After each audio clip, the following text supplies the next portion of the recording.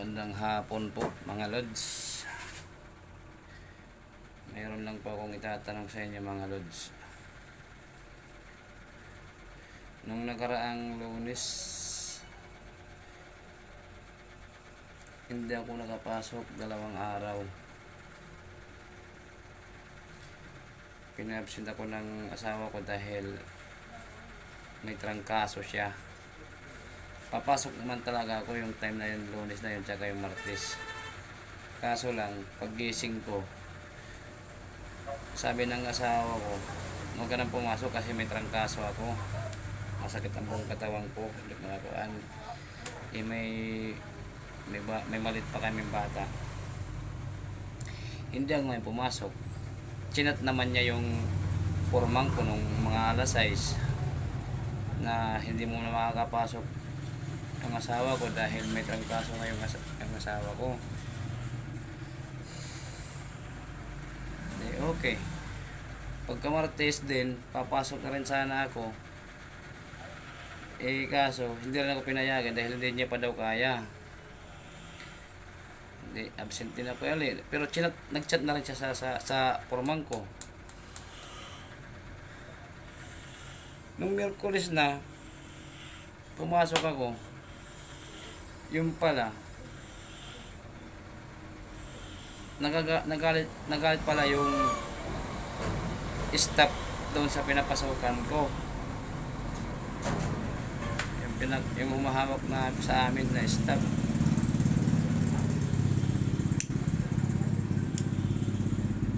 Dahil daw sa hindi daw ako nagpaalam ng maaga.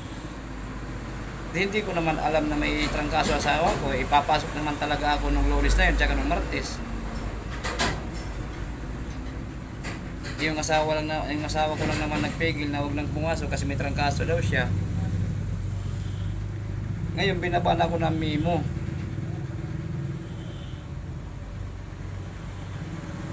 Ang nakalagay doon sa memo, live o kaya awol.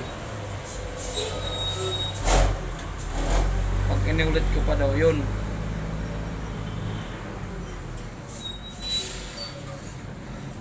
Hindi naman sana ako absent eh. Kaya kung alam ko lang na may trangkaso kagad yung asawa ko, nagsabi na kagad sana ako ng maaga. Sa pormang ko. Talagang papasok naman ako noon, time na yun eh. Ang kaso lang, trangkaso yung asawa ko. Sa inyo po, ano ba? Tama bang ginawa nila sa gano'n ako ng memo? Siyempre, may sakit yun. Hindi naman natin alam na magkakasakit yung asawa ko.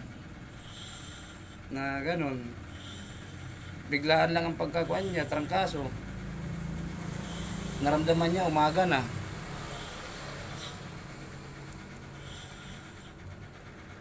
Yung Lunes na yun, hindi naman sana ako absent, papasok naman talaga ako.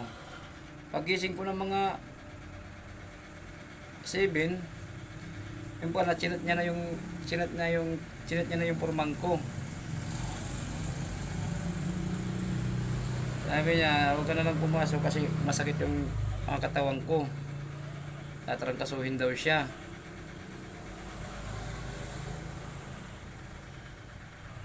Masakit daw yung katawan niya. Hindi na ako pumasok kasi sabi niya, chinat niya na yung pormang ko. Tapos tinatawagan pa namin yung yung number ng pormang ko, hindi matawagan. Nanhiram pa kami ng cellphone kasi wala nga kami load.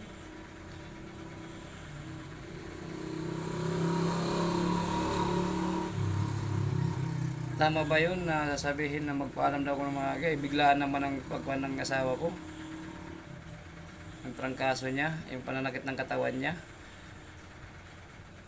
Na hindi niya ako pinapasok nga dahil may maliit kami. Hindi siya makapagkuhan. Tama ba yun? Sa tingin nyo, ano ba ang kuhan? Tama ba yun na bababa nila ako ng memo? Na nagpaalam naman ako. Nagpaalam naman yung asawa ko sa pormang ko.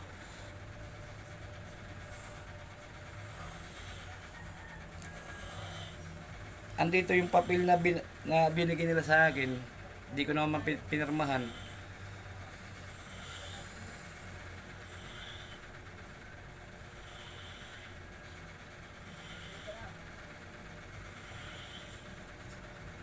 Ang nakalagay dito sa papel sa dito.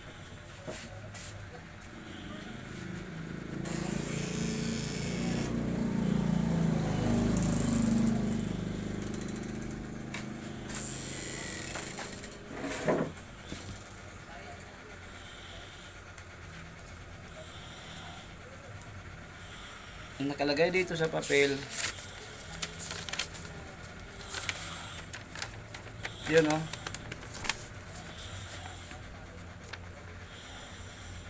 Ito. Para kay Dominador Haboyanon, galing sa HR Department, Pitsa Ika. Pitong ng Mayo 2024, tungkol sa nasaad. Muli nakatanggap kami ng report mula sa inyong supervisor na noong May 6 at 7 ng 2024 ay lumabag ka sa trabaho nang walang sapat na oras. Paalam sa inyo sa supervisor. Bis sa ating kautusan, pandisiplina, ikaw ay lumabag sa ating altuntunin, kalabisan, schedule, absence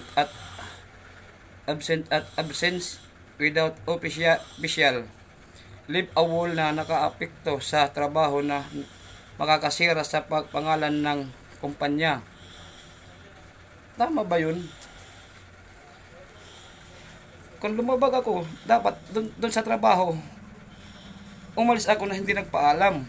Yun ang dapat nilang sabihin na lumabag ako. Tama ba yun? Hindi naman ako pumasok, absent nga ako. Pinaalam ako ng asawa ko sa purmang ko. Dahil nga may trangkasong asawa ko. Ano ang paglabag ko doon sa batas?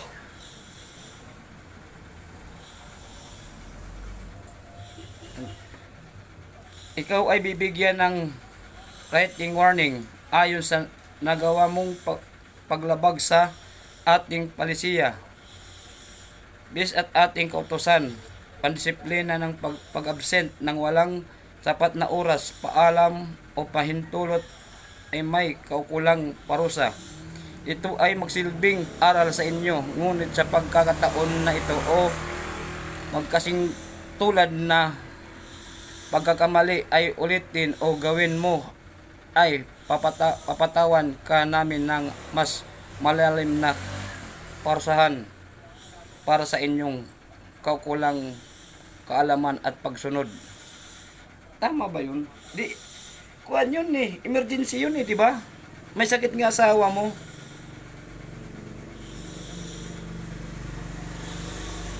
Tama ba yun? O ka ng kanila? Dito oh. Oh. Ito.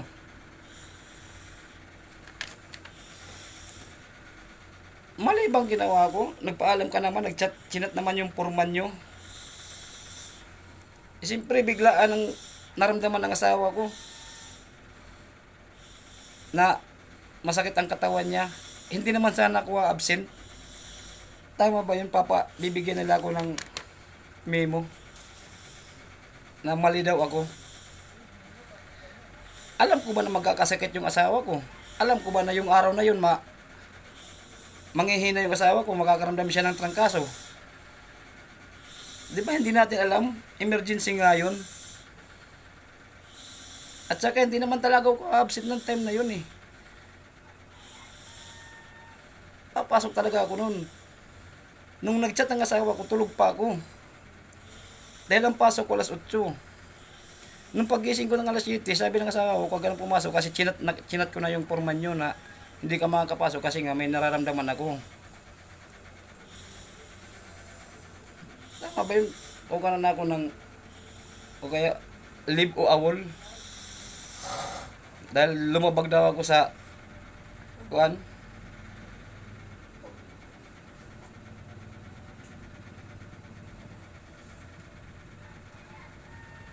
lumiban daw ka sa trabaho nang walang sapat na oras, paalam sa inyong supervisor. Hindi, andito nga ako sa bahay, hindi nga ako pumasok. Dahil nga, pinaalam ako ng asawa ko sa pormang ko. Paano ako nagkaroon ng pagkakasala doon? Di ba? Sa inyong kaalaman, tama ba ito na binigyan nila ko ng memo? Ito. Na emergency man yun.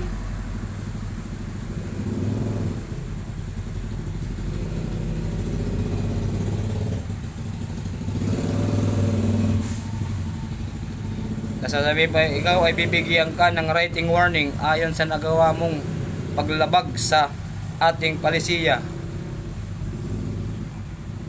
Bisa ating kautusan, pandisiplina ang pag-absent ng walang sapat na oras, paalam o pahintulot ay may kaukulang parusa. Nagpaalam naman ang asawa ko sa pormang ko na hindi ako makakapasok kasi nga yung asawa ko may nararamdaman, biglaan ang pagkatrangkaso niya. Inanakit niya ang katawan niya dahil parang tatrangkasuhin siya. Kasalanan ko ba yun? Tanong ko lang, kasalanan ko ba sa trabaho yun na hindi ako nakapasok? Di ba emergency nga yun, di ba? Sige nga, ano ba ang paglabag ko doon sa batas o sa trabaho? Anong paglabag ko doon? Wala akong linabag na kuan kasi nga hindi ko naman alam na magkakaroon ng trangkaso ng asawa ko. At ang asawa ko pa nagpaalam doon sa pormang ko, chinat pa yung pormang ko ng asawa ko.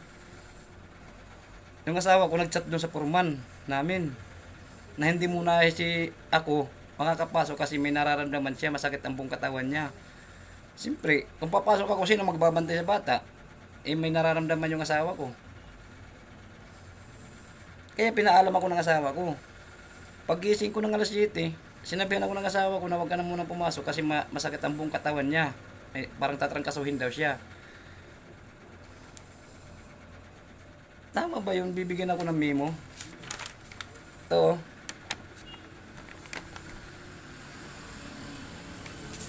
Bibigyan ako ng memo.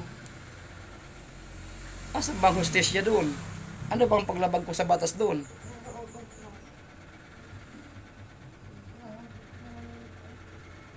Di nga, mga netizen, anong kuan nyo? Tama bang ginawa nila sa akin o ako mali? Nasasabihin dapat daw ako magpaalam ng maaga. Malayo pa lang daw magpaalam na ako, na-absent ako. Hindi ko naman alam na magkakasakit yung asawa ko. Yung time na yun, talagang papasok naman talaga ako noon.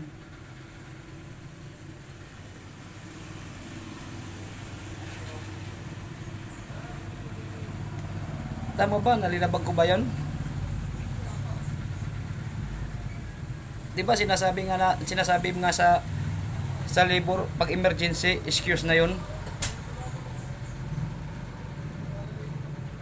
Bakit bibigyan ako ng memo?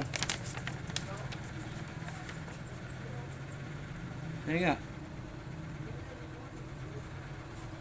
Tama ba ang ginawa nila?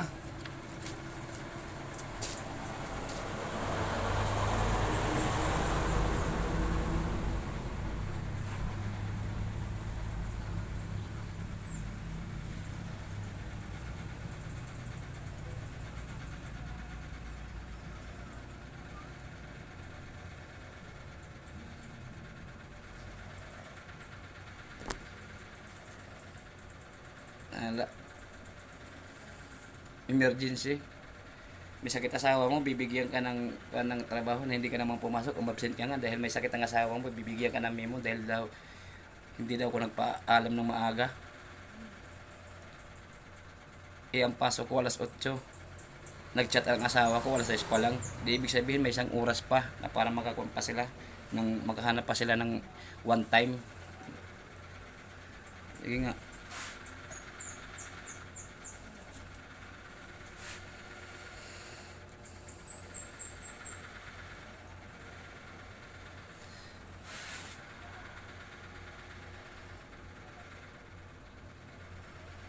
Hindi ko naman alam na gano'n ang kuan na magkakasakit yung asawa ko.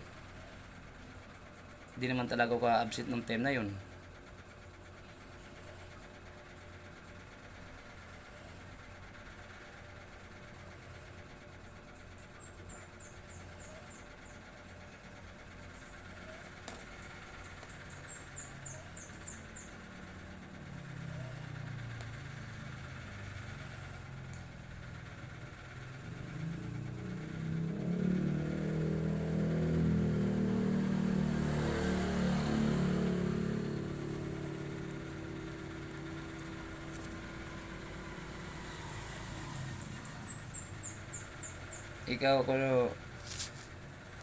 Ikaw ay bibigyan ka ng writing warning ayon sa nagawa mong paglabag sa ating palisiya.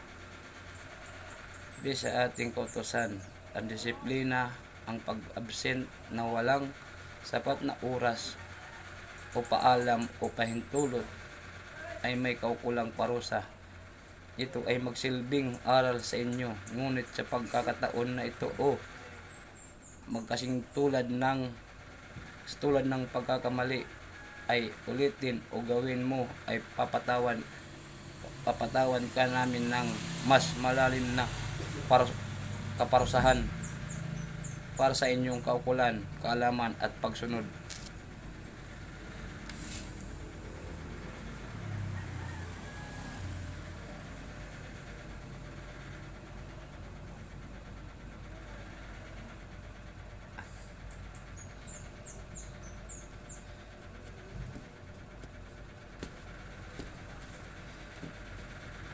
Sa inyo, sir, ma'am, kung sino man dyan o siya nasa trabaho, kayo tatanungin ko, alam nyo hindi kayo pa-absent, papasok kayo. Pagising nyo, sasabihin ng asawa nyo na huwag kayo pumasok dahil may nararamdaman siya at pinaalam na sa foreman nila o sa kanila kung sino man. Matatanggap nyo ba ito? Binigyan ka ng memo?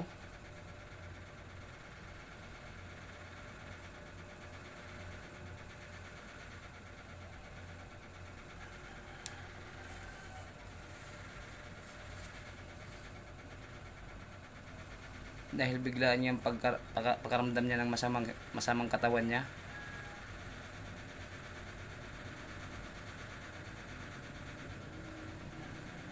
Masamang katawan ng misis ko. At siya pa mismo nagpaalam sa pormang ko.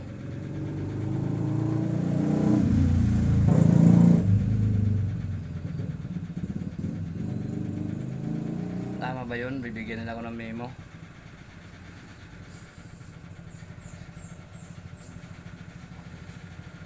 Ayun nga, sa inyong kakanan, alaman, matatanggap nyo ba?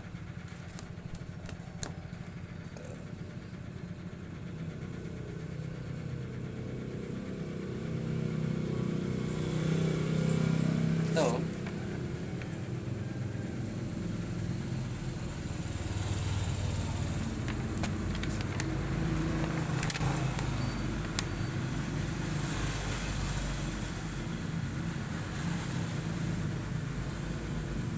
yan ang binigay sa akin. Yan ang binigay memo nila sa akin.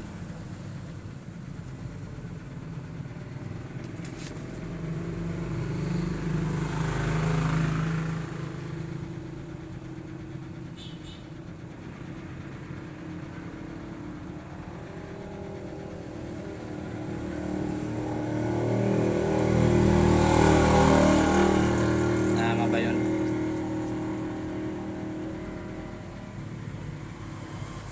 Hindi ko man alam na magkakasakit yung asawa ko yung araw na yun. Ibiglaan niya ang pagkasakit niya, pagkatrangkaso niya, biglaan.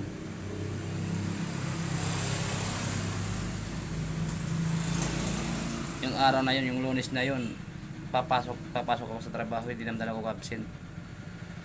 Nagkataon na nakit ang buong katawan ng asawa ko. Ang sabi niya, para daw siya tatrangkasuhin, huwag ka daw muna pumasok, bantayin ko na muna yung maliit, yung anak namin. At ipinaalam niya daw ako sa pormang ko, chat na siya.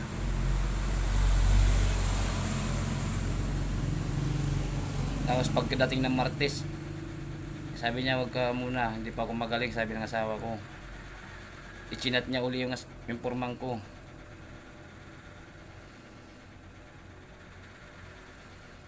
Oh.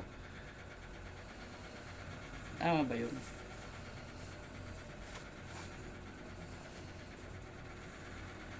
Tapos bibigyan ako ng memo. Dahil daw, hindi daw ako nagpaalam ng maaga. Hindi ko naman alam na magkakaroon ng masamang katawan yung asawa ko eh. Paano ko makakapagpaalam ng maaga? Yun nga, biglaan yung pagkaramdam ng masamang katawan ng asawa ko. At least nagchat yung asawa ko ng maaga pa lang, alas 6.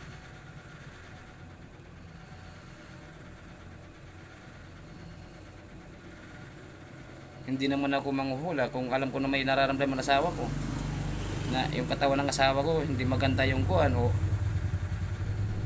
magandang kalagayan niya o hindi, na para makapagpaalam ako ng maaga kaagad na oy, sa linggo pa lang dapat magsabi na ako, oy, hindi ko muna papasok kasi alam ko may may darating na masamang kuan sa asawa ko. Hindi naman ako ganun, hindi naman ako manghuhula. Ibiglaan niya yung pagkuha ng asawa ko, karamdam ng masamang katawan niya.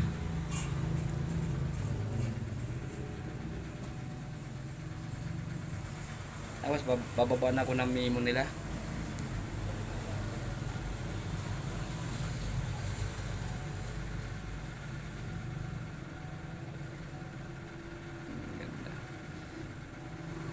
Sa inyo, anong masasabi nyo?